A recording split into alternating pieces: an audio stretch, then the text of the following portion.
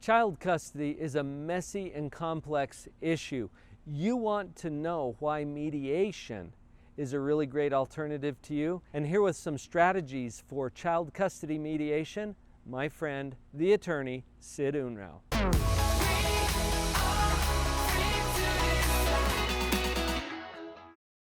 Sid, you and I have been involved in child custody cases for most of our careers. I kind of left that field years ago as I went over to positive psychology. And there's a piece of this that I just really wanted to pick your brain on a little bit, because we've got some viewers who are really curious about strategies for mediation and what that is.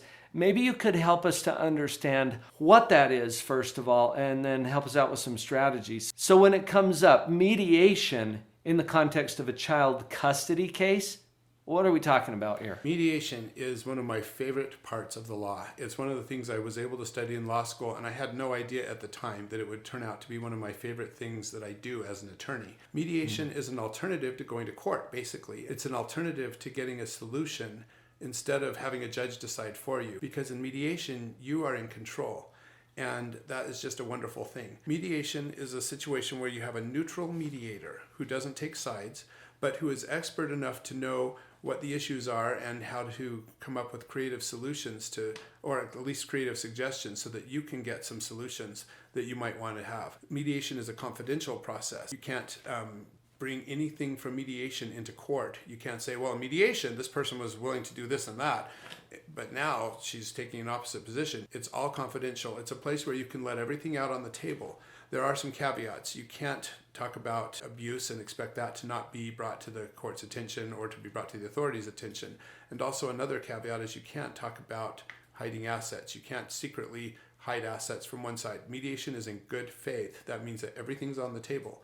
But the best part about it is that you're in control. And if the law says, well, here's exactly what visitation is, for example, or here's how custody looks, you can say, hey, we have another idea. We want to do it this way. And so mediation is just this beautiful process where we get to be creative, where we get to come up with our own solutions. And it sounds like I'm repeating myself over and over again. I just can't say enough good about mediation. I'm a trained mediator, and I also mediate. And I realize as an attorney, most of our negotiations are really mediations. So let me give you some strategies for mediating. Sid, you're describing a process that a lot of us have heard of. It really is an opportunity to avoid some of the pains and pitfalls of actually going into full-blown litigation or a trial, because you get a chance to sit down with a neutral mediator who can help you to negotiate some kind of a settlement or an agreement that you're in control of, instead of something that's being dictated or handed down to you. Did I capture that? That's exactly correctly? right. That's exactly right. That sounds a whole lot better. And many states require this prior to litigation. Yeah, Is that I believe true? more and more states, it may be in every state. I know California, it's the law. In Utah, it's the law for most cases if they're contested. And I've actually been consulted from, I don't know, maybe 15 or 20 states. Other attorneys have called me and asked me some mediation strategies because it's come up in their states over the years. So I think that it's a beautiful thing. Help us out, Sid, if you would, next with some strategies. So let's say that we have an opportunity to do this mediation. Maybe we can avoid the litigation and the trial if we can come up with some agreements beforehand. What are some strategies that you would suggest in that case? This is where it gets very interesting. Everyone, I just want to mention this. Almost everyone tells me, why do we need to go to mediation? Why can we go to mediation? I know what my position is. I know what her position is or his position is. I'm not going to budge. He's not going to budge. Why do we have to go? I tell them it's the law. And I also tell them this, 90% of the time, it's actually more than 90% of the time, but I just say 90% of the time, we come up with a solution. So I realize that everybody says, why should we go to mediation? It's just not going to work. But I also realize it works. And so I love to reassure my clients that it works. The problem is it's one of those things, until you get to experience it, you don't really understand it. 2 or 3 things that I want to share with you about strategies. The first one is to have an idea of what you want. I realize that sounds a little bit nebulous. I want custody, especially when there are children involved. I want this much money. I want, to keep my lifestyle. Divorce is a change. I get that you want custody. I get that custody is important. But what does custody look like? That's what you can discover and decide and create in mediation. The law says custody looks like this, and there are very few boxes. And if you go to trial, the judge can say, okay, we're going to do custody this way. And that's all the judge has, whatever the law says. But in mediation, you can be creative. People say, I want joint custody. I ask them, what does that mean? 50-50. What does 50-50 look like? Kids are in school, they're at work, they're doing different things, they're napping, they're sleeping. What does 50-50 look like to you? Or what does joint custody look like to you? And then I start pointing out that it doesn't really work that way. I and my wife, we're happily married and we have 6 children. And I'll tell you right now, we don't spend 50-50 of our time with the kids. Our kids barely spend time at home after they're teenagers anyway. So I point out to my clients that their ideal and their idea of what joint custody and especially 50-50 means is different. But think about what you want. And I coach them a little bit. I say, what you want is quality time with your kids, right? And you want as much of it as possible. And you also need time for yourself. This is also true. One time my wife and I were at a party. I don't know if I should admit this story, but one time we were at a party and we were talking about custody arrangements where every other weekend the kids aren't with a particular group of people. One of the sets of parents. And my wife said, wouldn't it be nice if every other weekend we didn't have the kids to worry about? And I said, yeah, but in order to do that, we'd have to be divorced. That brings other complications. Yeah. So I just thought that was sort of a funny thing. But in mediation, you can actually determine things that the law doesn't say. So the first thing is to have a clear focus on what you really want. And what you really want isn't a number of days. And it's not even 50-50. What you really want is happiness. Really? And that's what you want. And what you want is a good relationship. So think about that. That's my favorite thing to help people see. And then I give them ideas. There's one idea, for example, 50-50 could look like each parent switches off weekends, but they switch off a fat weekend. So maybe Mondays and Tuesdays with one parent, Wednesdays and Thursdays with another parent, and then Friday, Saturday, and Sunday, you switch off. So that gives a great idea. So the kids always know where they are on Mondays and Tuesdays. They always know where they are on Wednesdays and Thursdays, and they know that each other weekend they switch off. That works beautifully for many times of the year. Sometimes during vacation time and during holiday time, we have to adjust that a little bit, but that's a beautiful way. And that also gives parents the feel of 50-50. I will tell you right now, you're never ever, even if you follow the law exactly, going to get exactly 50-50. Can I jump in on this too, Sid? Because as I'm listening to that, it makes so much sense to me that psychologically we're looking for something that's fair. Right? And that feels like 50-50, half and half. If we could just dispel that myth, and I think you've done a nice job of doing that. We're not looking for fair. I don't even think it exists. We're looking for appropriate right, and functional and healthy. These are better ways to look at structuring what it is that you really want. Because honestly, fair, 50-50, probably both mythological creatures at this point. Exactly. Being flexible is point number 2. And here's what I mean by that. No matter what your goals are, you have to realize you are here to be flexible and to realize that your goals may not look like at the end like they looked like when you were just thinking about them. For example, think about when you go on vacation. I went on vacation recently to Denmark. I had this idea in my mind, here's exactly what I was going to do, here's exactly who I was going to see, here's the day-to-day what I wanted to accomplish. It didn't turn out like that because the weather was different than we thought. There were some holidays that came up. There were just different considerations. But it all turned out very beautifully. And that's what you can have a hope for. This can all turn out very beautifully. So realize, well, maybe if the switching off every other weekend doesn't work for some people, that's great. Figure out a way to work around that and figure out a way that you can still get to happy and still get to as much time with the children as possible and still get to a workable solution. That's what I really like. So be flexible. People have this idea that you have one person on this side saying, here's where I am, and the other person on this side, here's where I am, and we're going to meet in the middle, and that's the solution. I don't believe it.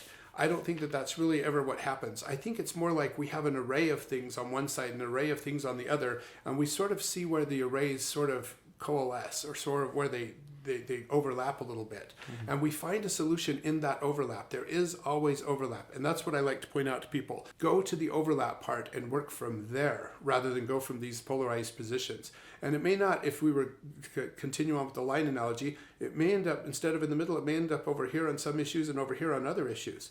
So just don't have this notion that mediation means that I'm going to lose some stuff and he's going to win some stuff, or she's going to lose some stuff and he's going to win some stuff. Realize that maybe you're all going to win. That's a possibility. This pie is a giant pie, and maybe it just never ends. And I like that kind of thought rather than winner and loser. We're talking about these as strategies. That really powers up your position in the mediation.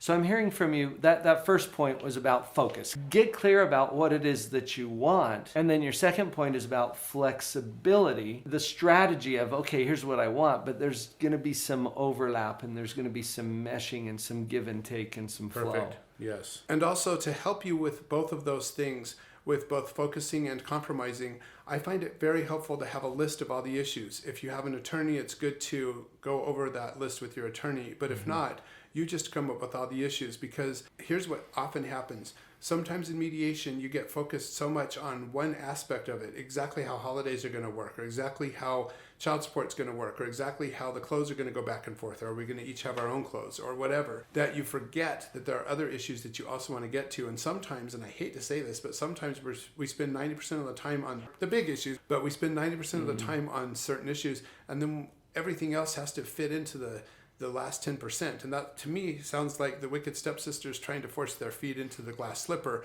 It just doesn't exactly fit that way. And you don't feel as good about those things. So have a list and sort of pace yourself. That's sort of a bonus one that goes in between both of these other ones. The third point I want to make is to move on and be happy. Once you've come up with a solution, don't second guess yourself. Don't keep going over and over, oh, I should have done this.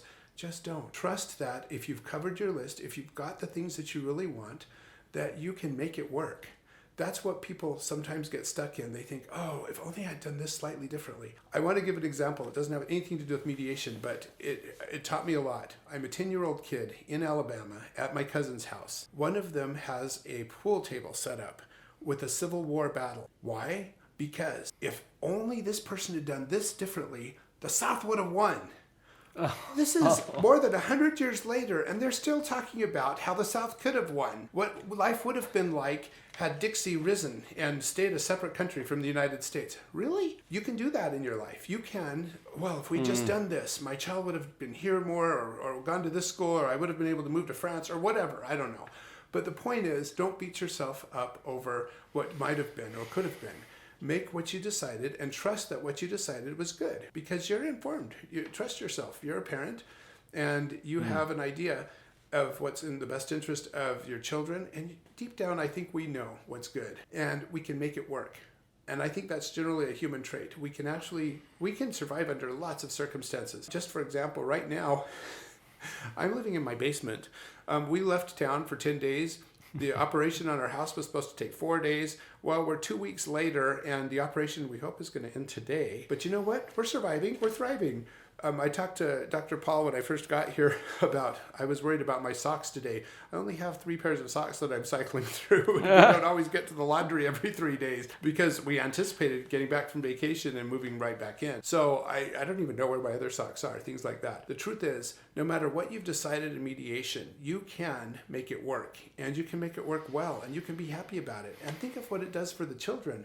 If you think, if they see you making it work and being happy, and you can do it. And not only that, this is sort of a bonus as well. One of the things that we can do in mediation is come up with, well, what if we have disagreements in the future that we hadn't thought of? What if there are unintended results? Guess what? You can go back to mediation. You can create ways for conflict resolution right in the mediation agreement.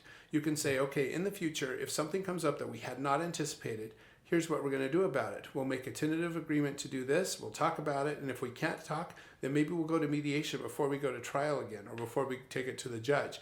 That is an awesome solution, because if it worked the first time, it's most likely to work again. I'll also say this, the law almost always requires that you go to mediation before you go back to the judge if you really want to change something. But think about it. It's a beautiful thing to be able to have a plan to resolve conflicts, because things are going to come up.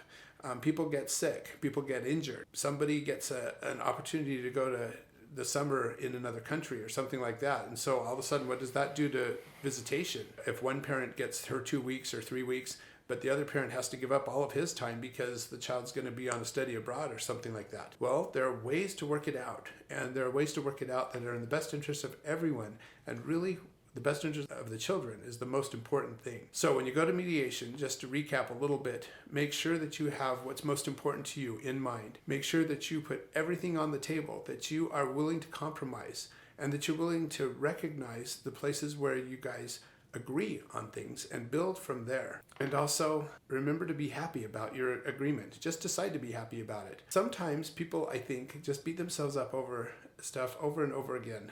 What if I had taken this other road? What if I don't know. There are just so many times when we play the what if game. Stop it. Just be happy and move on. And remember, you can always revisit mediation in the future. I love mediation. It feels good. It feels so much better. And I guess I got to give you this example. I've had 27 trials for custody in my career. I've had a lot of hearings about temporary custody, but when it comes down to final custody trials, I've had only 27, and I've been practicing for 27 years. I don't know of a single time when anybody was really happy after a trial. And here's why. When the judge says, all right, I've taken the evidence, here's what I'm doing. And from the judge's perspective, I'm giving mom some stuff, I'm giving dad some stuff. Maybe the judge feels like he's trying to be even-handed, but what the judge is really doing, he's saying, here's what the law says, here's what I'm doing. Nobody's really happy about that. You're not creating anything. You're responding. You're being told what to do. I love being in control of my own life, and I think you do too. And I think that's the best. That's what Live on Purpose is all about. Exactly. Sid, your expertise is so valuable here. Thank you for those strategies about mediation, and especially your wrap-up point, which is what you create from this process, you can and will adapt to. So learn to love where you are and participate in that process in the way that you've expressed here, Sid. I think that's a powerful alternative to some of the less favorable alternatives. Exactly. I don't know about you, but I'm picking up things I didn't even know about that industry, and I worked in it for a long time. I hope you found that helpful. Please share this with someone else that you think would benefit.